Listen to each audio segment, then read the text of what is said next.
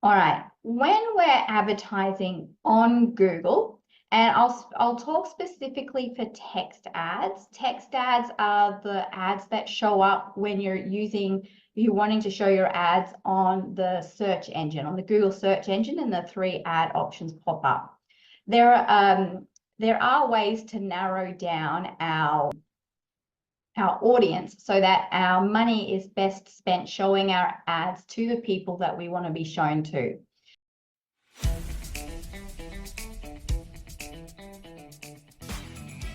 This is the Business Owners Smashing It Online podcast for entrepreneurs and business owners looking for cool online tools, apps and strategies to make business easy online. My name is Nick Cree and I'm your host.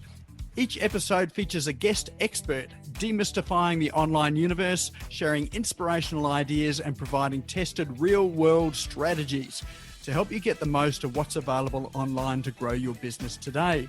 Don't be a slave to your business, get your business working for you. Subscribe now and get some great content and ideas for you and your business today.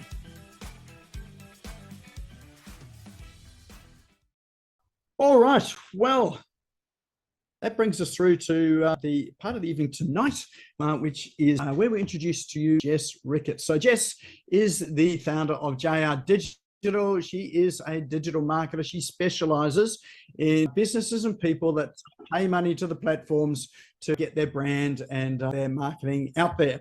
So she is an experienced social media advertising expert, and the platforms that, the primary platforms she uses Google and Google Search and Facebook. There's also Microsoft and LinkedIn as well too. So there are a range of platforms which you may or may not have used, but certainly tonight she'll be taking us through the Facebook versus Google, working out which one's the best one for your business as well. So she helps businesses. She's got a team of people. She helps businesses, predominantly service-based businesses, ready to connect with their target audience through paid advertising and to get the best possible outcome for it.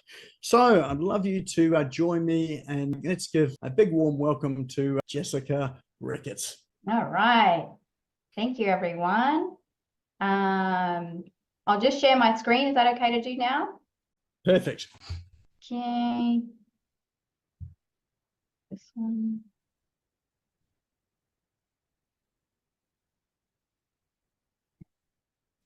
Everything okay with everyone? Can you see it all? All looking good. All good looking, because I can't see it, but I'm sure it's fine. So you can't see my notes, can you? You can see my screen. We can just see your screen, no notes there. So all right, I win. I wish I didn't say anything. I would have been so much cooler now. All right, everyone, I just want to say a big thank you for joining me and, of course, coming to Nick's presentation. Thank you, Nick, for having me. A little bit about myself. My name's Jess, or Jessica. My business is JR Digital. We've been around for about 7 years, and I help get people off social media and talking to you. We're a marketing and advertising agency, and we specialize in online paid ads. So what does that mean? That means your paid Facebook ads, your paid Instagram ads, Google ads, LinkedIn ads, and Microsoft ads. So Microsoft are just like Google ads, except on the Bing search engine, in case you didn't know. So we help people in a couple of ways. I create social media content on behalf of businesses. I do it in bulk and hand it over to you. I run ads for you for your search and social media advertising, or if you're one of those businesses that wear all the hats or have an in-house marketing team, what I can do and my team can do is we can set up the ads for you and then provide you with some mentoring and training. And at the end of that training, you'll have all the tools you need to run and manage your own ads yourself. We're certified advertisers, and what that means is we've done the training, we've passed the tests with Meta, Google, and Microsoft, and I've just realized I need to update my badge for Microsoft. But basically what it means is we've done the exams, we keep up to date with all the updates and changes, and we also get a little bit more support by being certified through these platforms than perhaps the average Joe would. So that's the difference between there. Now, everyone, you're in the right place tonight if you've tested out the waters. Maybe you've boosted a Facebook post. Maybe you've tried running ads through Ads Manager, or maybe you've tinkered with Google Ads and you're just not sure what you did, or if you did was right. You just got no idea, but you've had a look around. You're also in the right place if you haven't tried any Facebook or Google Ads before, because by the end of tonight, my hope is that you'll have a better understanding on the differences between the two, and also which platform may suit your business better. And if you don't know yet which one will suit you better, my hope is that you'll have some tools and resources to help you make that educated decision. And so I'm going to go through the different platforms and really try and tailor it for everyone in the room tonight. So before we get started, if you could just maybe type in the chat box for me, what kind of businesses do I have in the room? I did make some notes before. Service-based businesses, are there any e-com businesses in the audience? Because I'm just going to try, if we're mostly service-based, I'll talk more about service-based businesses. I actually have e-com clients. Okay, great. Service-based, consulting, service-based, political. Okay. Political is a little bit tricky, but that's okay. Drop shipping, plumbing, great. Consulting and training, online courses, professional service. Okay, great. So mostly service-based, but I will touch on e-com as well, both for Jane, life coaching, furniture, Peter. Okay, service-based. Awesome. Okay, great. All right, well, I will hopefully be able to touch on all the things that everyone's hoping to get out of. So let's start with Google Ads. So Google Ads used to be called Google AdWords. And the difference between SEO and Google AdWords is SEO, and Justin, you'll be able to help me here. SEO is where you have your website optimized for Google to find your website organically or for free, so that you show up on the first page of Google for selected keywords. You don't necessarily pay Google to get a result of being on the first page if you've got a successful SEO campaign and successful SEO setup. That's not what I'm an expert in. What I'm an expert in is paying Google so that you appear on the first page of Google, but you're paying Google instead of hoping that Google will rank you as you want. And so unfortunately, even if you have very good SEO for your website, if someone is paying Google to have their ads show up for the same keywords or search terms as you, then they will be on the first page of Google and your ads will be further down the page. And so that's the difference between SEO and Google Ads. So what Google Ads allow people to do is allow you to, one, show up on the search engine results, on partner websites. So I don't know if you visited a website and then noticed that that website has followed you around the internet to remind you to go back to that website. That's partner websites with Google. You can run your ads on YouTube and other Google-owned properties, such as apps, the ads that pop up in apps and things like that. So it operates on a pay-per-click model, which means if your ad shows up but no one clicks on it, you don't get charged. You only get charged for when someone clicks on your ads. And to put things into perspective, Google processes over 8.5 billion searches every single day, which just blows my mind. And that is about 78% of all online search behavior. So there are other search engines like Bing by Microsoft and Yahoo and a couple of others I've probably never even heard of, that people do search on, but 78% of us in the entire world use Google to find things online, so they really do have the monopoly on us, and hence why it's a good place to advertise.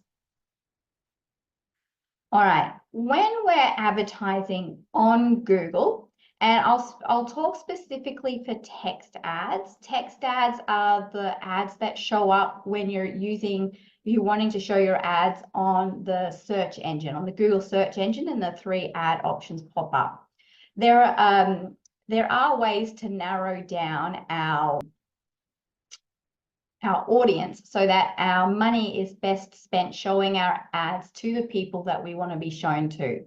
So there's location. If you only want to show your ads in Brisbane or a radius around an area or a state or a country, the first place we can do is narrow our ads by that. So the cool thing that you can do as well is that if you're finding you're getting some leads and inquiries from a specific suburb, and the quality is really low quality, you can actually exclude your ads from being shown in that area altogether. So that's another cool feature.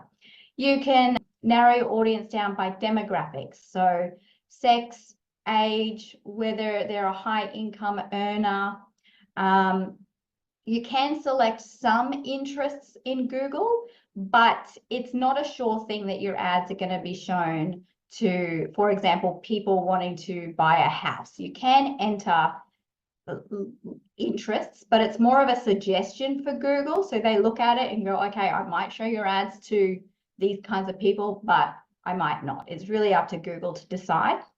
Device type is your mobile and desktop, but I'd highly recommend not excluding device type in the beginning of your ad campaigns, because you want to see what people are using and how they're interacting with your website.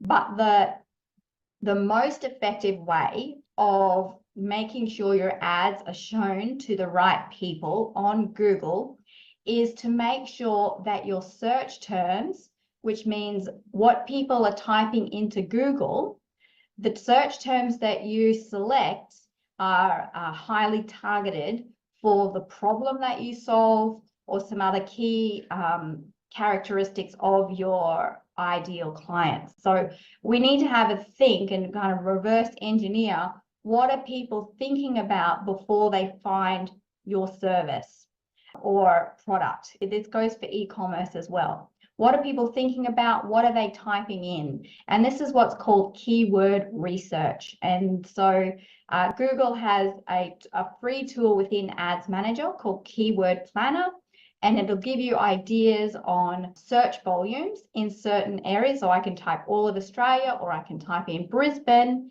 and I could find out, for example, blocked drains Brisbane.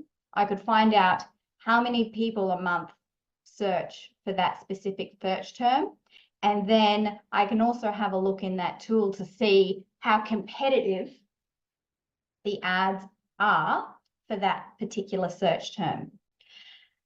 So it's really important to have a really clear understanding of your ideal client and what they're typing in for your Google ads, because this is going to make or break your ad success. I won't go too much into the detail, but there's 3 different types of keywords that you can set. There's called broad match, which is that first option. And that's where if someone wanted pink shoes or pink high heels, for example, a broad match might mean that your ad would show up for pink and black heels. So it's like a combination of what you said with a little bit extra. A phrase match means the search term that you type in, it'll be a very similar match. So maybe it'll be pink heels is your phrase match. So your ad might show up for magenta heels search because it's very similar, but it's not exact.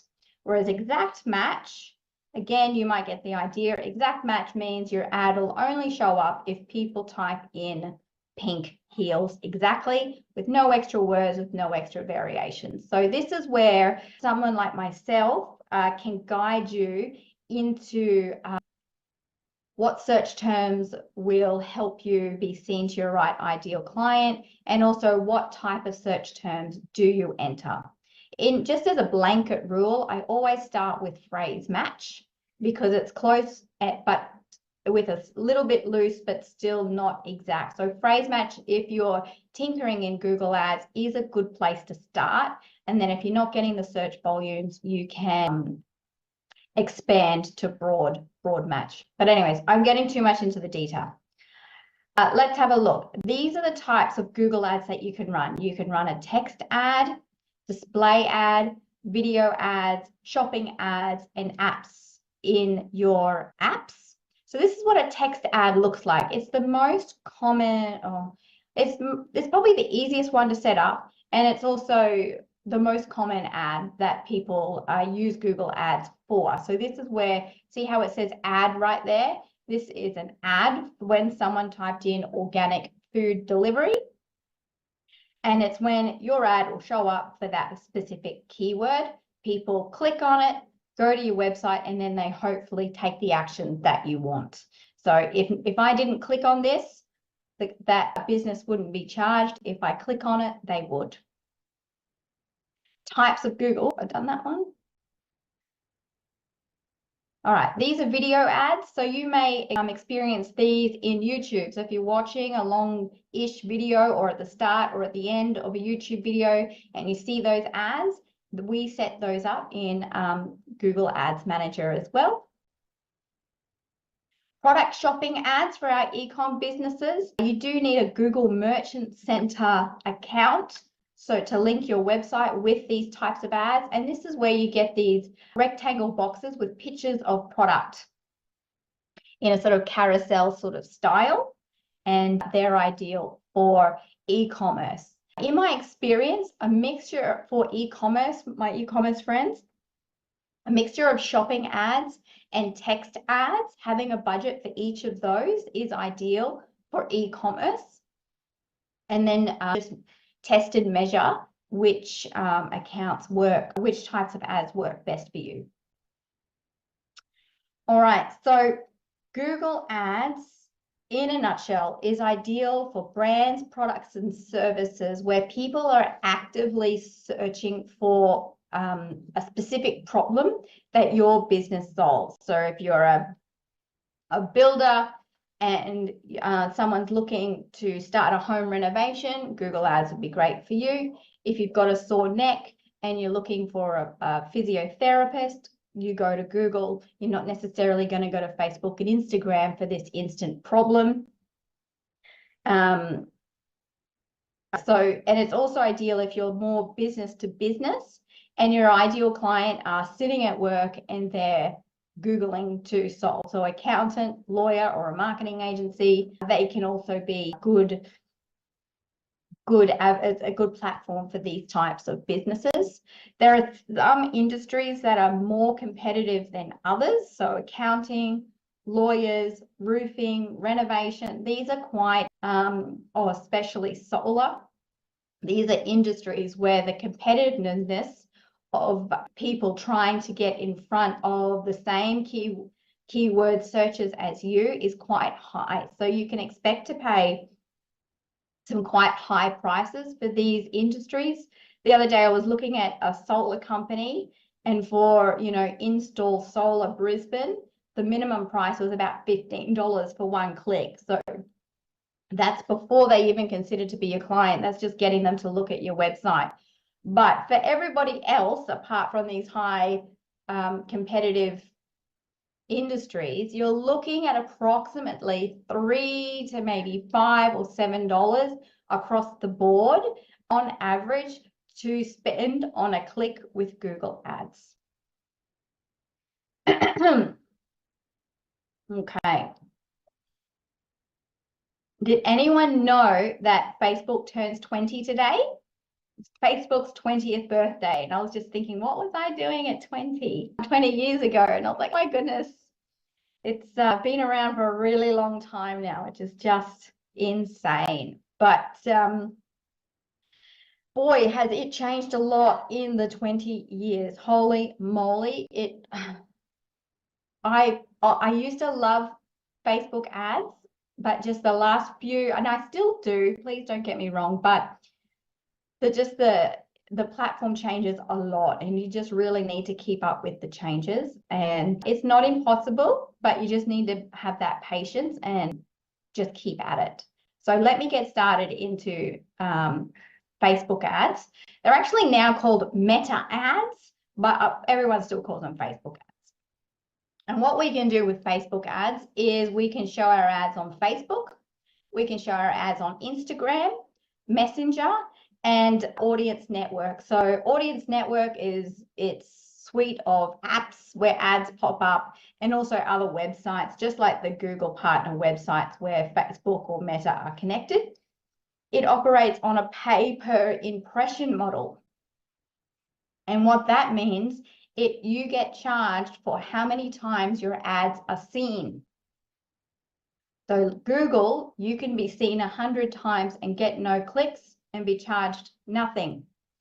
With Facebook ads, with Meta ads, your ad will be seen 100 times and you'll still be charged, whether they've done anything with your ad or not, because it's all about getting your ad underneath the noses of the people. Now, you may be thinking, Facebook, it's so dead right now, it's so dead. And in some instances, I think that's true. I feel like we use Facebook differently now than we did maybe a few years ago, but it's still the most popular social media network in the world. And according to Hootsuite, which is a third-party social media, quite a large social media platform, content sharing platform, and according to them, more than 2 billion people still use Facebook every single day. So when you're deciding to use Facebook, have a think again. I'm going back to your ideal client. Who are they and where do they hang out, so that your business can hang out there too? It's no surprise, millennials, people between the ages 25 and 44, they make up almost half of its audience and are still quite active. If your ideal clients are younger, Instagram, TikTok. If you're a B2B, maybe LinkedIn might be worth considering. So it's all about fully understanding who your ideal clients are. Now, when it comes to audience targeting with Meta ads, it's a lot more powerful than with a lot more options than what you get with Google ads. But there's a disclaimer, it's changing as always. So what we can do at the moment is that we can target people by their demographics. Okay, we can target by age, their sex, their location. We can target people by their interests. So if people are interested in Taylor Swift or other influencers or certain movies, the number of options in the interest section for Facebook and Instagram ads is starting to reduce quite significantly. Every few months, there's another interest that's not available here or there. And this is because of the global online privacy rules that they're really cracking down on how much tracking tools like Facebook and Instagram and TikTok are collecting. So it's great for the end user because they're not getting tracked. But for advertisers like you and me, it's just getting a little bit more tricky. But thanks to AI, I'm predicting that the interests that we enter into Facebook and Instagram are going to be more of a suggestion to Facebook. And Facebook's really going to look at our ad copy and our images to really use its algorithm and its artificial intelligence software I'll never understand to target the right people for us. So even though we can, at the moment, we can target people, you know, behaviours is an interesting one. You can target people who have been overseas recently if you're a travel agent. You can target people who are online shoppers, who are engaged online shoppers for our e-commerce people. But I do predict that we are going to say goodbye to this old way of targeting and say hello to concentrating more on our images, our videos, and really trying to call out to our ideal clients through what our ad looks and says. And at the moment, you can even upload your database of emails, providing you've got your privacy laws set up and understand them. And you could retarget your database, or you could ask Facebook to find what's called a lookalike audience, and that is people with similar attributes to your database. So find me more people like this, Facebook, essentially. So there's lots of different opportunities in Facebook ads targeting. Excuse me. Now, types of meta ads, Facebook and Instagram, you've got various ad formats that can be really engaging. So you've got image ads, video ads, carousel, slideshow, lead generation forms, and each different type of ad offers a different marketing objective and engages users in unique ways. So unlike Google, meta ads allows businesses to drive different types of engagement. So yes, we can get people to visit our website, but we can also get them to watch a video. We can also get them to like our Facebook page. We could also get them to look at our event and consider attending. We can also get them to message us directly into our business Facebook page and engage with customers that way. So it allows advertisers a lot more flexibility when it comes to goals and objectives. So Google's prime objective, get people to your website. Meta ads, yes, we can do that, but we can also build our email list. We can also build the know, like, trust factor. We can also, do some brand awareness, things like that, which we can't do with Google Ads. So that's a big significant difference. All right, so an image ad looks very similar to this. It's probably the easiest type of ad to set up, and it still gets really good engagement, but what you need is really good eye-catching images. And don't be afraid, don't think that you need to have professional photography all the time. Don't be afraid to have an ugly ad, because it's going to stop the thumb, because it's going to look so different. If it's always so shiny and polished, it might just scream out ads. So my friends, if I can give you one tip, don't be afraid to have an ugly ad. Video ads, so Facebook and Instagram want to be the new TikTok and YouTube, so they're always favoring video ads, making it cheaper to show people videos, and you'll reach more people at a cheaper price using videos. And of course, they're very good because they add movement and they're a bit more eye-catching in the feed. What I recommend is having an image ad, a video ad, and maybe a carousel ad. So what a carousel ad, it's a bit like a carousel that you might see on Instagram, and it's 10 images, up to 10 images that you can scroll through, and each of them can have different headlines and different buttons to send to different pages. So I'd recommend testing out different ad formats when you're running ad campaigns is a really good tip. And so what I'd recommend Facebook and Instagram ads would be ideal for is if you're a B2C business, or if your ideal client isn't particularly searching for your product or service, but is likely interested in it. So for example, if you're a real estate agent and you have a property for sale, people might be interested in real estate and be in the buying, mode, but they might not be specifically Googling for your property. So using Google ads to promote listings, specific listings, is a good strategy. Or perhaps I'm just having a look, affiliate marketing, perhaps there's a new software or a product that people need some awareness and education around first before they decide to buy. Hey, Bubba, can you go, Bubba? Mummy's still talking. Okay. Sorry, guys. It's prime time. That was Ollie. So what was I saying? So if there's a product or service that people aren't necessarily Googling for, but they need some time to be aware of it to discover a product or service, it can be a really good tool for people to discover something. So for example, I got suckered into ads that were for, it was called Aussie Mozzie. Has anyone seen an Aussie Mozzie ad before?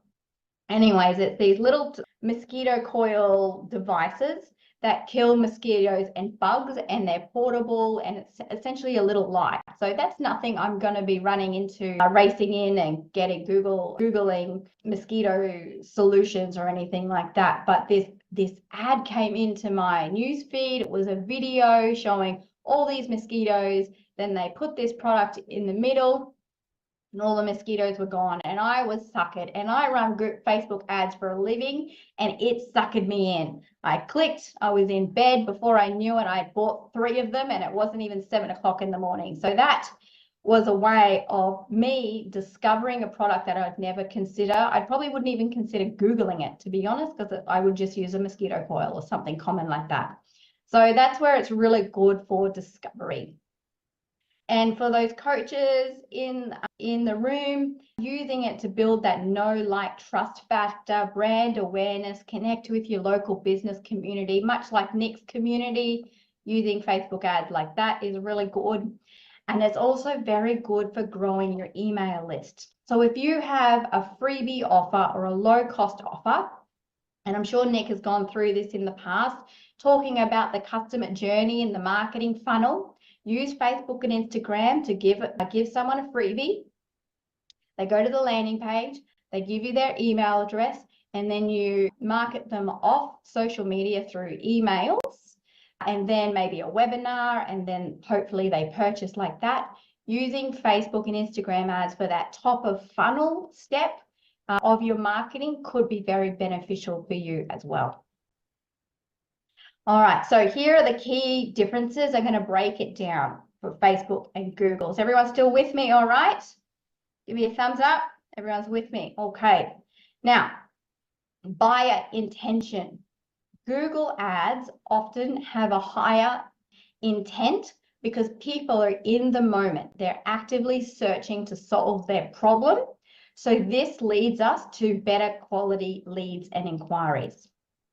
Facebook ads and Instagram ads, we're interrupting what a person is doing. So for example, we don't go to Facebook and Instagram to look at ads, unless you're a nerd like me. Everybody else goes to Facebook and Instagram to see what their friends and family are up to. And then these ads interrupt what we're doing. And when people convert off Facebook and Instagram ads, the conversion rate may be lower because the intent wasn't originally there. The urgency wasn't originally there.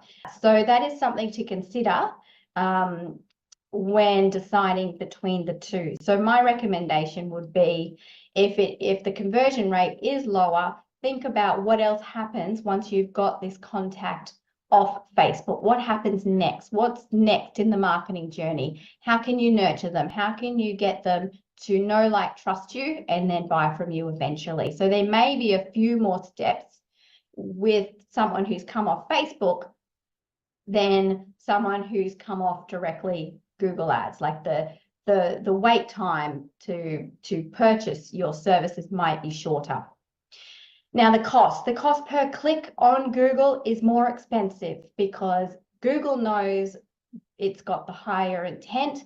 It's also, there's a lot of advertisers, and so specific keywords can get really expensive. So as I said before, industry average is around $3, but there are other industries that are much higher. There's other industries that are a lot less. It all depends on your search terms. And if you win the audit, I can walk you through and we can do some keyword research for you. Now, meta ads offer a low cost per click. It's lower because there's less competition and the buyer intent is lower. So when you're running what's called a traffic campaign, which gets people from your Facebook ad to your website, expect to pay between $1 and $3 per click.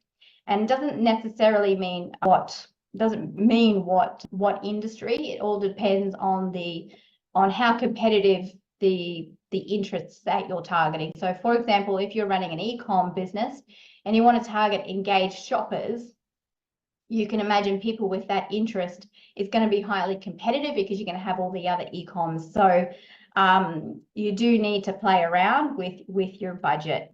On average, to spend on Facebook ads, Facebook and Google ads, I had a Facebook rep tell me that if you're an e-com business, they want us to spend $250 a day on e-com ads. Now, I'm not saying you have to spend that. This is what the Facebook rep told me. Then they said if you want to run engagement type ads, they want us to spend $95 a day. Now, I've never had a client that has spent that much just on engagement ads. So the good thing about both of these platforms is that we can set the budget. We're in control. So obviously, more money, more people see it. Less money, less people see it. So don't be afraid to maybe start with $20 a day. Much lower than that, I think your ads are going to run too slowly and you won't get enough information and data fast enough to be able to see whether your ads are working or not. All right, audience targeting. So Google does have quite good targeting options, especially if we can get your search terms right, but it's not as granular as meta ads. Excuse me. And visual engagement. Google only really has the videos on YouTube to help you with visual engagement, whereas Meta ads offers you lots more flexibility because you can really do whatever you want. You can be really creative with your ads, and you've got lots of different ad formats to try and test out. The downside of that is that if your audience sees the same ad for too long, what you start to get is what's called ad fatigue, which means your ads are being seen by the same people too many times, and then we just stop seeing it. And so we do need to keep an eye on ad fatigue when we're running ads on Meta, and that occasionally when the results start to drop, it might be an indication that we need to swap out our ads creative and get it to look a little bit more different. Okay, so I'm just going to run through quickly some case studies. So here is a spa repair client that I had. Now we started running Facebook ads and I was like, yeah, we're going to run messenger ads. People are going to talk to me in the Facebook page about their broken spas. He's going to do really well. Well, guess what? It bombed, and I'm not afraid to say that I tried it out and it didn't work. My prediction was wrong, and it's because spa repairs is too niche of a service for the general population. Not everyone has a spa and not everyone has a broken spa. When we moved to Facebook ads, set it up correctly, problem, solution, this client was there. So now on a relatively small budget, I think he spends about $20 a day. He gets between 10 and 20 phone calls or online inquiries per month, and his conversions are quite high because he's got a problem that he can solve. So Google is the best platform for this particular client. Now, this client has a community event. It is a sewing market that is a big market in Mount Gravatt, I think. And they're recycling cloths and materials and sewing equipment, things like that. Now, we chose Facebook and Instagram because this is an event that people need to discover. They're not going to Google it. And so we're looking at people who are interested in arts and crafts, people who are interested in cycling, things like that. And so we spent about $1,000 over a couple of weeks promoting this event. It reached just under 150,000 people, got a lot of engagement. So you can see, got a lot of comments and shares, and boots on the ground. The event received about 5,000 people, thanks to using a mixture of videos, single image ad, carousel ads, and meta ads were ideal because people needed to discover this. Google ads, it would have flopped because who's going to search for it?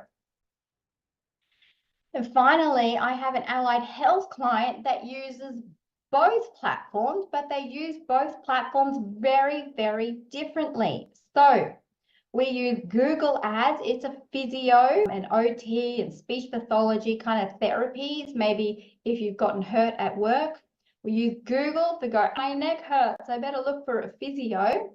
We use Google for that. But they also offer NDIS therapy programs. And so we use meta ads to help build the authority. We share success stories around their NDIS. And we're also telling the general population that they do run NDIS programs on top of their private services. So we do use both platforms in very different ways. This client spends a few $1,000s every month, and each platform can deliver 30 or 50 inquiries per platform every single month. But it's important to remember that each platform serves a different objective, and it's really important that you're clear with what you want people to do with your ads depending on each platform. So here we are. Are we going for time? Okay. How do you decide which one is best for you? And I think you're going to get the gist of what I'm going to say. It starts by simply knowing who your ideal client is and how they discover your business. Now, if you have no idea where to start in identifying your ideal client, I do have a free questionnaire, which is going to prompt you to have a think about your customers, where they live, what they're interested in, what platform they work on, and how they find you. If you need some support, go to that link there. They'll share it. Nick and the team will share it in the chat. Absolutely yours for free. But the easiest way to find out who your ideal client is and how they discover your business is to ask this one question. How did you hear about us? It's that simple, except there's one more step after you ask that. It's write it down. Don't forget to write it down and start a record, because once you start to understand how people discover your business, where they found you, you can start moving your marketing efforts into that direction. Do more of what works. Don't go, what is it? One Take AI thinks I need to start running videos. If you know through this data that you've collected that people are discovering you through your blog articles, don't do videos, because you know that blogs work. Do you understand? So just get into the habit of always asking people, how did you hear about us, and recording it. I'm going to leave you with a couple of tips for success. With either Facebook ads or Google ads, it's kind of a bit of both. It's important to invest in your website. You can have the best ads running, but if your website isn't mobile friendly, if it's not fast, if it doesn't talk to the pain points of your ideal clients, your ads are gonna bomb. It's important on your website to make it easy for people to contact you. Don't make them click around. Don't make them look for a contact form. Don't make them look for a phone number or an email. Have it there. Reduce the friction and the time it takes to get people to do what you want on your website, and that is to contact you. And remember to follow up inquiries quickly, because people's memories these days are like goldfish, especially if the inquiry came from social media. You need to get on it ASAP. So have a process in the background before you run ads to make sure that there's a process in place that you follow these up in a timely manner. Now, I don't want to get too technical, but tracking is really important. So making sure you've got Google Analytics 4 set up correctly on the back of your website, making sure that you're tracking the effectiveness of your Google ads using the Google tag and Google tracking, and making sure that you've got Facebook's Meta Pixel and its API set up on your website, because like I touched on before about privacy, and being able to track people, no longer can we just look at your Facebook pixel and think that those results are tried and true anymore. We actually have to look in a few different places like your Google Analytics and your Facebook to essentially try to formulate the true picture, because one analytical platform these days isn't going to cut it. And it's unfortunate, but it's the way the world is. So I can't stress enough to have if you have nothing at all, my friends, at the end of this, just have Google Analytics on there, and so that you can track at least your website visitors and the source that they're coming from at a minimum. And like I said before, record all your inquiries, find out how they learnt about you, and then actually look at it so that you can do more of what works. And finally, my last few tips: be prepared to waste some money. It takes time for your ads to optimize, to settle into the algorithm, to actually give you enough information so you can make educated guesses on what to do next. If you're constantly going into Facebook, editing your ads every 2-4 days, the data that's coming through is not true. Well, it is true, but you keep breaking the flow of the algorithm and the wave of Facebook ads and Google ads. So set your ads up, let them run for a week or 10 days before you do anything. Just let them run. Waste that money. It's not wasted, but you do need to have patience, because once you get the information in, you'll know what to do next. And like I said, just avoid wasting your ads. All right, we're at the end of my presentation now. And there's just some key takeaways that I'd like you all to leave today. My hope is that you've got a clear distinction now between the differences of Google ads and Meta ads, including their strengths and weaknesses. Tailor your choice of platform to fit your business needs and objectives. So whether it's driving immediate conversions and getting that leads and inquiries now, or building brand awareness, choose the right platform. Choosing the right platform can really set you up for success. And remember, one size doesn't fit all. So choose wisely, and make decisions off data. So if you're tracking your incoming inquiries, find out where that client hangs out so that you can do more of what works and advertise that way.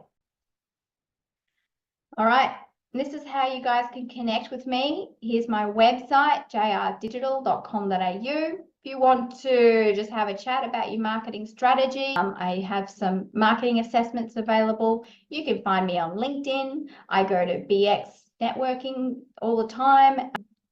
Yeah, that's me. So now I'm just opening it up to questions. I hope you all found that useful. No question is a dumb question.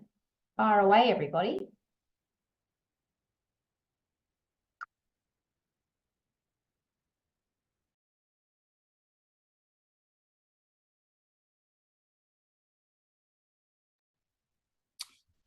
All right, this is your opportunity to ask us. Who here has actually run some ads in the past and it's worked, or others that hasn't really worked? Yep. Okay. So yep. Good. Great. So half and half. Perfect. Done a bit of both. Some of them have worked, some of them haven't, and I think some of the points that were touched on today will definitely help them work better in the future. Thank you, Justin. Great. I'm glad.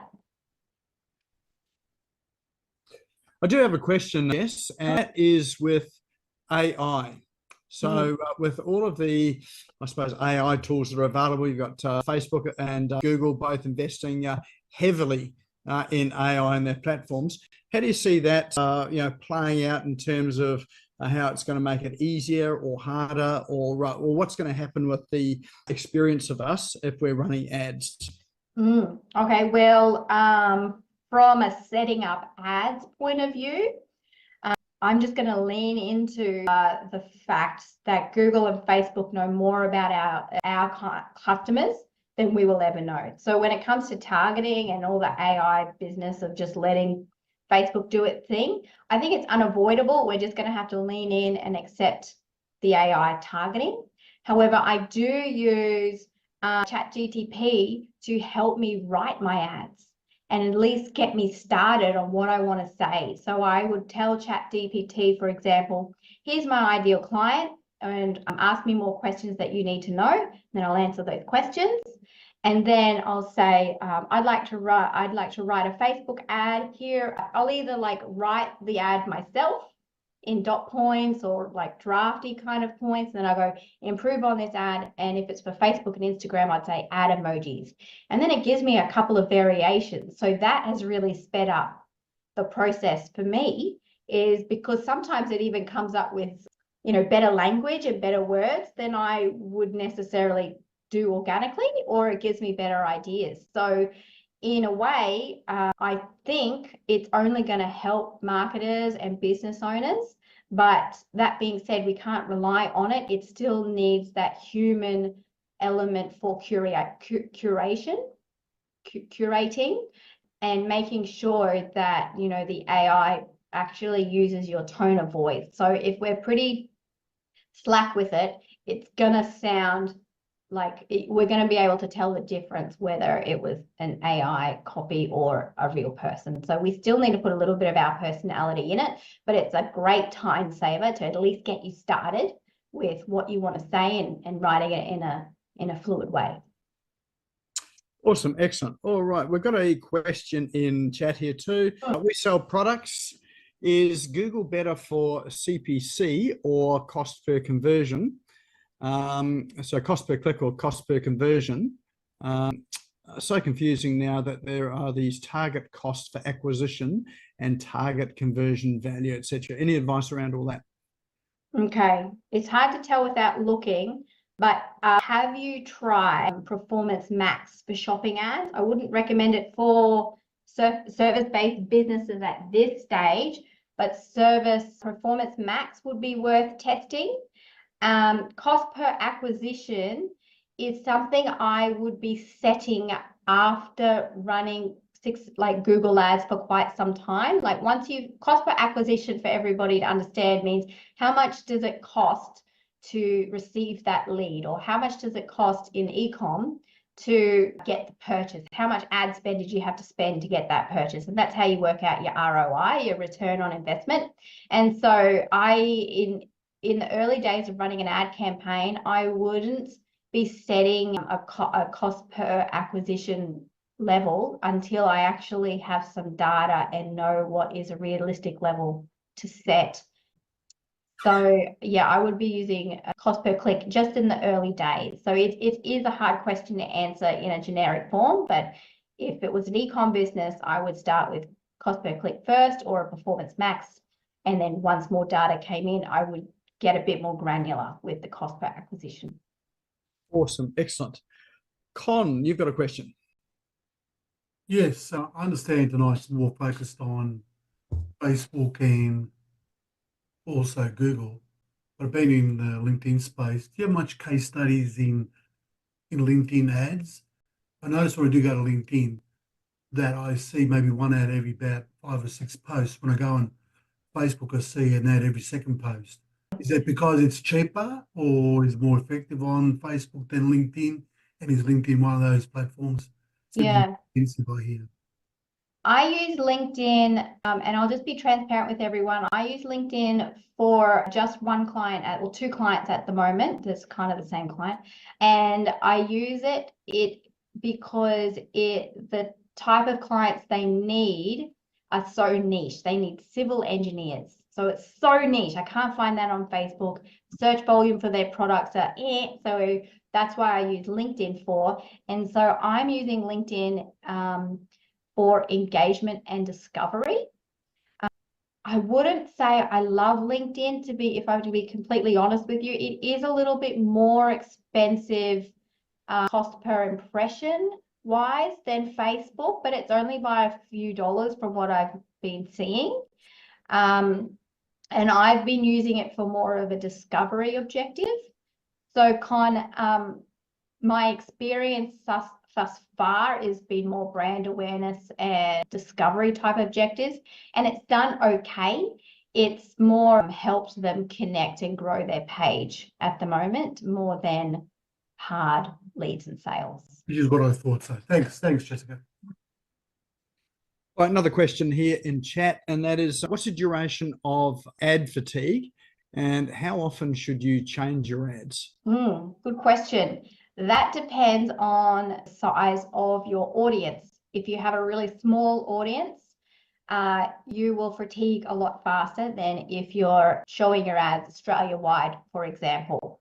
There's two ways you can look at the frequency. So in Ads Manager, there's a drop down that says delivery. And in those columns, there's frequency. So once you start seeing frequency getting up to 5, 6, 7, 8 times, that means one person has seen the same ad 5, 6, 7, or 8 times. That's when it's time to consider changing your ads. So there's no real set time frame. It just depends on a few factors. Sometimes Facebook will tell you inside Ads Manager if your ad is fatiguing. So there'll be an orange warning next to on the ad level of Facebook ads, and it'll say creative fatiguing. And that's also a very good indication that you need to change it up. Right. Any other questions or comments or anything that hasn't been covered that you'd like to know? Awesome. Excellent. All right. Well, that is probably close Nick, to wrap up. One more, John. I can see John waving his hand. I see. John, Thanks. how are you? Yep. Yeah, Jessica, what I've found in my experience with Facebook anyway is to sell in the season. For instance, I've sold quite a few heaters in winter and also topical items as well. But I must admit that my ads for security systems, because that's very topical right now, they did not do well. So maybe I'm targeting the wrong person for that particular product. I have run ads on Facebook for a security company before, and I found that we were struggling more with people who wanted, cheaper Bunnings security cameras. And so security cameras might be better, John, for Google Ads, who's someone who wants to go a bit beyond that cheaper security type of security. Right. That being said, there is seasons in Facebook. So for example, October to December is the most expensive time to run ads because we've got Black Friday, we've got Christmas. So we've got everybody trying to push their products for Christmas on Facebook and Instagram. So I actually had a client that just came on, a storage company, in November, and we started running ads. I actually told them I want to turn them off because they were just tanking, and they appreciated my feedback. I was looking at the numbers and I'm like, no, this isn't working. It's too expensive. So you can imagine October to December more expensive. As soon as Boxing Day hits, it starts to calm down. And then around that June, there is a little peak as well. So yeah, if you have products or services that people buy because of a certain type of year and a certain season, like you were saying, John, heaters and things like that, that's definitely an excellent point to consider when you're formulating your marketing strategy. Thank you. Excellent. Well, on that note, thanks, John, for that final question there. That is getting close to our session tonight. But before we go, we've got a door prize for tonight, which are kindly provided by Jessica. So, Jess, tell us about the door prize. Yeah, sure. So I'm offering a Facebook or Google Ads audit, which means if you've run ads in the past, we'll get together on a call. I'll have a look at your ad account. I'll have a look at the numbers. I'll decipher them into more, I'll describe what has happened to your ads. And then I can give some tips and strategies on what to do to move forward after that. If you haven't run ads before and you win this prize, guess what? We're just going to talk about your marketing strategy and we'll do a little research into which platform might be best to suit you. Fabulous. Excellent. All right. Well, we've got our special way of drawing that. So let's get up our wheel of names. And of course, when we spin this, you've got to be in the room to win. So now's not the time to disappear. And if we do draw it and someone wins it who's not here, we'll just redraw it again. So let's spin the wheel. Virtual drum roll, please. And everybody's name is in here. So everyone's got an equal chance there to win. And the winner is Mrs. Red. There we go. Is you still in the room, Jane? I certainly am. And you know what? I have joined your sessions for, I don't know, since they started because of COVID. And every time I look at the screen, and today I went, nope, I'm not looking. I'm just going to keep my face down and keep looking at what I'm painting. And it finally worked. There you Hooray! go. Fabulous. And Con says the legend finally won. What was your artwork today, Jane? I can hold it up. It is a love bug. Well, look at that.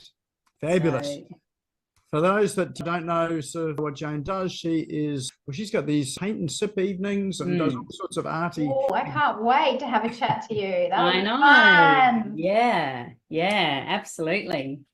So she does I want advertise that, it out. guys. You I'm do so put happy it out about on that. Facebook, don't you, Jane? So people can find you on Facebook and sort of search out what you're doing.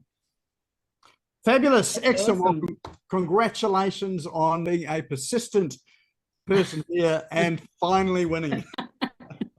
Well deserved. Thanks, Excellent. everybody.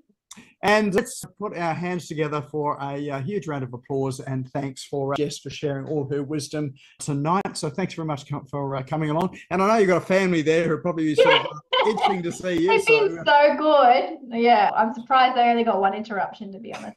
Oh, that's fabulous. If you've enjoyed this presentation and want to watch it again, or you've got someone else you think that would benefit from this as well, it will be up on the Smashgo YouTube channel tomorrow afternoon. We'll drop the link into chat so that you can go there, subscribe, hit the bell when you subscribe, and then you'll get a notification as soon as it's uploaded. Just remember the apps and tools and things, they will be on Facebook. They'll be up on LinkedIn, Instagram. So we do post those around the place as well. If you're not a member of Business Owners Smashing It Online Facebook group, go and join there now, and you'll find out all sorts of info there as well too. Now is a good time to save that chat as well. For all of those apps and tools and links that are in there. We've dropped Jess's links in there as well. So if you just look for the three little dots in the chat, which is either down the bottom or the top right-hand side, click that, you can save the chat, and then you've got all of those links to be able to click through. But apart from that, thanks, Jess, for sharing your wisdom tonight. Thanks, everyone, for coming along tonight, and we'll be on here again same time next week, different topic. Look forward to seeing you then. Thanks very much.